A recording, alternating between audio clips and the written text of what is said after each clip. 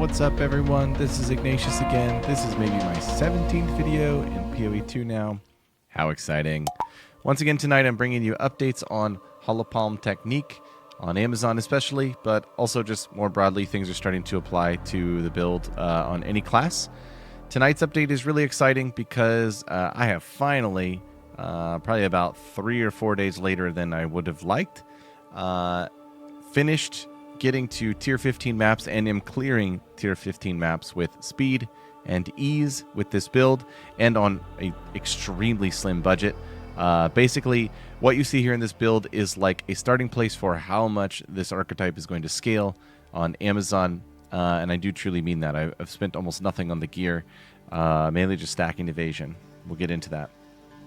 All right, so since I've hit this benchmark and since I feel really good about where this build is at, I have carefully gone through and updated the Mobalytics guide. I've added a mapping update with some callouts to things that really fit in that I've discovered in the last 24 hours. I created a section called How Do You Play It? People like look at the skills and then they actually don't know what to do with them. I get it. People are busy. Sometimes you don't even have time to read your skills. You just want to get in and slam. Tried to make this as concise as I could so that way you could do that. Get in there and slam. I moved a lot of stuff out of this opening section so that you can get down to the variants sooner. And I reversed the variants because I think most people are getting into this section. And so, you know, if you're just starting, go to the swap and then work your way this way. Just tried to overall make this whole thing easier to navigate. Updated all the gems on this variant especially. I carefully made sure the skill tree is exactly where I want it in terms of refinement. And this is also where my atlas is at the points that I have.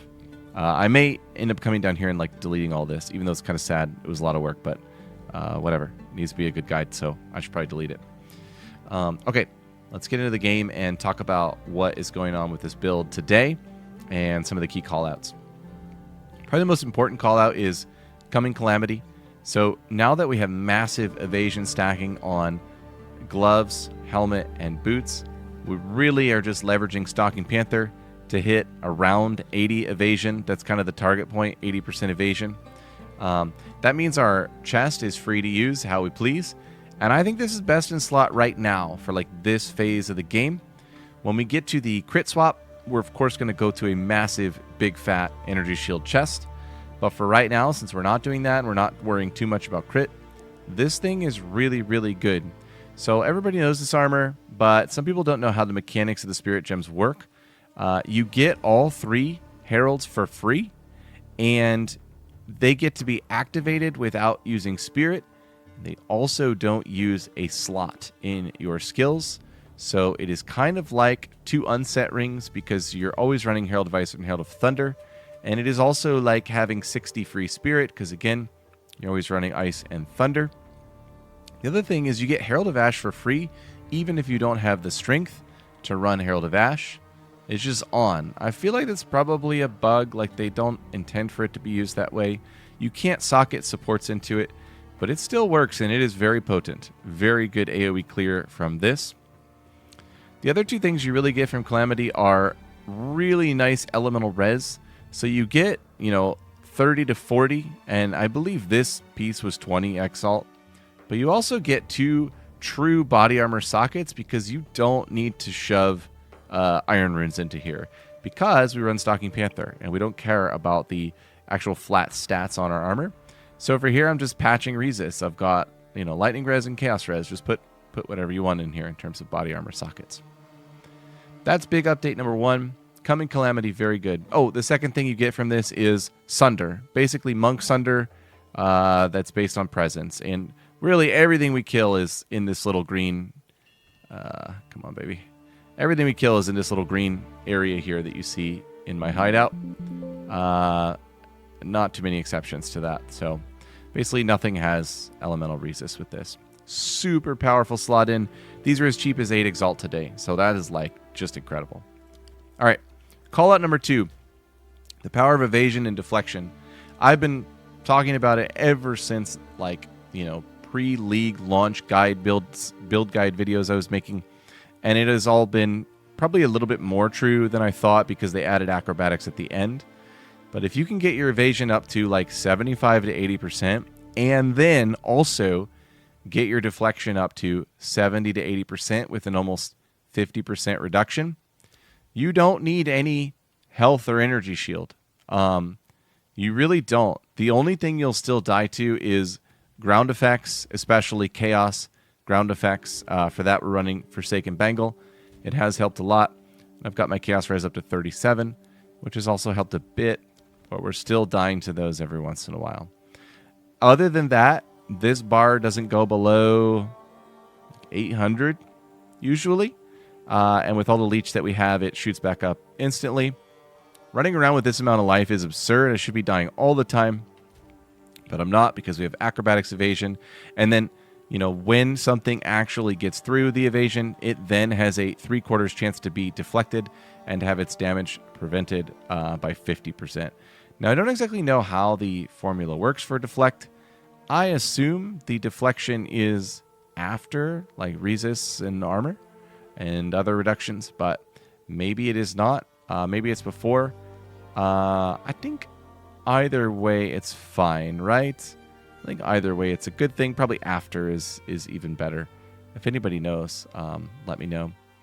And then we've also got 5% of that being taken as a random element for Fizz. So there's just so much damage reduction built into this defensive layer. And to build this defensive layer, I did two things. I made sure that my gloves had a lot of evasion, which means 1 tier 1 evasion prefix. You can still use the other 2 for flat damage. That gets you around 400 evasion gloves. Fully stacked evasion helmet. This is tier 1, tier 2, tier 1, which was really cheap. I think this was like a 5 Exalt helmet, maybe even cheaper. Yeah, these are really cheap. Almost 1400 evasion. And then boots. Again, you don't need anything else on boots. I suppose you can take move speed for quality life. This is triple tier 1. They were like dirt cheap. I needed fire res. And I also paid a little extra for this deflection rating percentage, which if you can get that line on any of these pieces, it's really good. So, put those in the filter, search for them. But yeah, 1,000 on boots, 400 on gloves, 1,300 on helmet, and boom, you're there. The other thing I've done is cherry-picked deflection nodes for now. These will go away later when we're just like deleting everything so fast. But this wheel here is very, very good. This wheel here is good. These 3 are fantastic. This is just incredible right here. You have to get Enduring Deflection. I did play around with this a little bit. This takes my net deflection rating north of 80, but it lowers the amount prevented, which I think, based on what I'm seeing in my health bar, lowering the amount prevented is more important. And yeah, that's it. That's how we built this defensive layer. Of course, I do have resist capped. This armor's just incidental from coming Calamity, and we don't really care about armor anyway because of the armor formula. Other updates I've made. So I did go out and fetch some rings that have good flat rolls and decent resist rolls. And then I did go out and fetch a cheap Ingenuity. These are pretty dang cheap as well. I think the net cost of the gear I'm wearing is like a little north of a Divine or 2. That's a silly sentence. We'll say the net cost is 2 Divine. It should be like 200 Exalts. Almost all of that is in the rings and the belt. Everything else is like less than 20 Exalt. And the ring I made. Also allocated Doomsayer in the ring. This is for the Heralds. This helps with our AoE clear. Really, really powerful. Highly recommend. And on the tree, since you're running triple Heralds, don't leave home without the node that has the same name as the armor, Coming Calamity.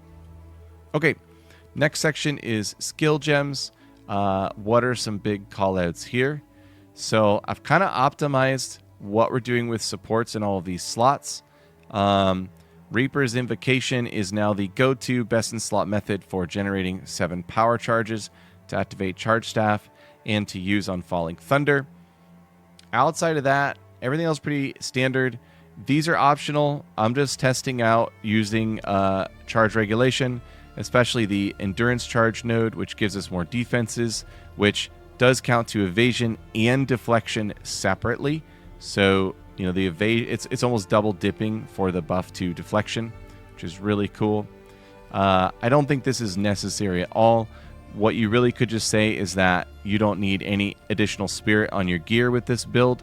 You can see that has, I'm only using 80 spirit for this build, which is just crazy. That's with, you know, some secondary supports. I think I've got a Deadly Herald up here in Herald Device. So yeah, even less than that. 60 spirit build. How about that? That's just crazy when you say it out loud. If there's something better to use down here, you know, go for it. And, you know, let me know what you're trying out. It's very interesting to learn those things. But yeah, that's what's going on there. The last and most important probably gem tech is in Falling Thunder. I got this idea from discussions in our Discord. And then it was clarified how it's actually working when I was streaming tonight. So I really like Armament, Combat, and Salvo. I'm not totally sure Salvo is working. I need to do some testing with it tonight. I think it needs to come out actually because of how the combo is working. But yeah, the important part is Culmination and Aelith's Chimes. So if you don't know Culmination, as you use other skills, you're going to get a numerical value on this tooltip that goes up and up. And the higher it goes up, the more damage you have on the use of the skill. So that's obviously amazing. But if we combo that, so to speak, with Aelith's Chimes, we get 10% to gain a power charge when expending combo with supported skills per combo expended. So what that means is that if we have 10 combo, then we're guaranteed to proc this. And what I'm told is the way this works is that it procs right before the skill is used. So if you're at 10 combo, you have 30% more damage from this, and you're going to guarantee a power charge before... I think how it works is the melee goes off, and then before the projectile, you get a power charge that gets consumed. And this is going to give you 150% more damage and 3 projectiles guaranteed. So incredibly powerful and potent. It turns Falling Thunder into a, you know, frequently used mapping skill, which is just fantastic. I think that's about it on updates for the build. If you have questions, come on in Discord and pop them into our Hollowed Palm channel. If you've discovered new things that you think are awesome, please let us know. We are basically building this together. And again, this gear was all really cheap. This is a starting place. My plan is to get higher evasion, better flat rolls, more deflection, and some like additional mods in here that are needed, like accuracy and attack speed and maybe melee skill levels on the gloves and amulet. When all of that's in, I see our DPS being tripled, and then the goal will be to switch over to Tempest Flurry to increase basically movement and clear speed. And then eventually we'll make the grand and great cutover to the crit stacking version of this build, which should be really, really fun. Okay, I want to talk about combat a little bit. I'm just going to come in and run a random map. I don't know what Marrow is. Hopefully this doesn't suck too much. We'll run a tier 15. And basically want to make sure I showcase this section here. How do you play it? So a lot of you can probably skip this. You know what we're doing. But maybe something in here will be like a gotcha. But basically, when we have a minion in range, we're going to Shatter Palm to them because this can fly across almost the whole screen. Can't be evaded. The Shattering Palm is going to put shards on nearby enemies, which we would like to shatter with the Icy Explosions. After we've done like 1 to 3 Shattering Palms, and it is very fast, so it happens really fast, then we're going to spam Ice Strike and Bell to clear. And that's pretty much the main clear. If there's a lot of minions and we're getting pushed back, or if there's a really beefy rare that we would just like to delete, we'll hit F and we'll Falling Thunder remove them. When it's juiced up, you're going to see like a bunch of projectile lines go out that clear basically everything. Then there's Reaper's Invocation. So while we're attacking, we're going to be building this percentage here. Each time it goes up, it's going to give a numerical tooltip here. And if it's at 5 and we click it, it's going to cast 5 Profane Rituals instantly. And because of our support gem on Profane Ritual, that is often going to give us 7 power charges and potentially other additional power charges. So the Reapers we cast constantly to do uptime on Charge Staff, but I will also cast Reapers passively to have power charges for really big Falling Thunder clears, which isn't necessarily necessary, but it helps especially with Abyss and is just kind of really fun. All right, so let's get out here and put this into action.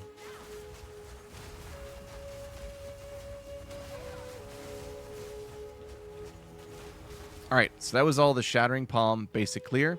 You see we're at 90% here and 4 here. We're going to cast Reapers. There's the rituals. We got 6. And then we're going to cast Charge Staff. And now we're really juiced up for the next round. Hey-o. All right, there's another round. We have 5 Reapers. Cast it again. Here they come. Zoom. We're also getting other charges, which is working on the charge regulation skill. So now we're really going to be cooking. I'm going to come down here and Falling Thunder these rare minions. It casts in a line, and you saw it just deleted them both. And you can see the line right here.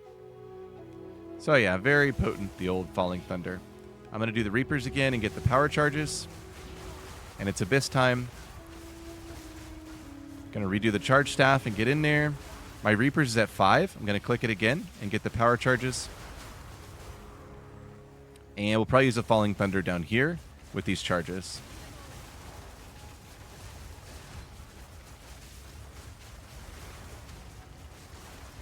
Surely something nasty is going to come out of this Abyss. It always does.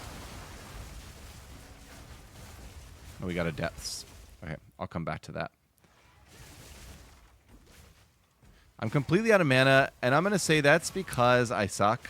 I didn't need to spam my potion there, and I was just, like, out of nervousness, I guess.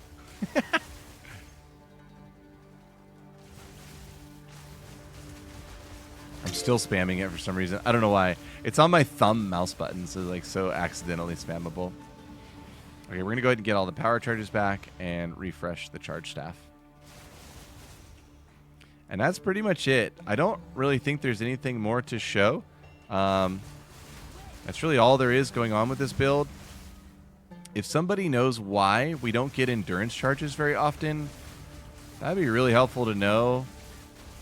From what I can tell, every time we get a charge, we should have a 10% chance or 20%, depending on how it does the math, to get an endurance charge, and we don't get it, and I don't know why. They almost never show up. But yeah, to go over why that is. So the Reaper's Profane has 15% chance to grant an additional random charge. So that's a 1 in 3. But then Combat Frenzy also, when it procs, has a 15% chance to do the same thing. So constantly we should be seeing random endurance charges from these effects. And I just basically never see them. So very confused by that. They do show up every once in a while. So it's not that there's something bugged and it's not working at all.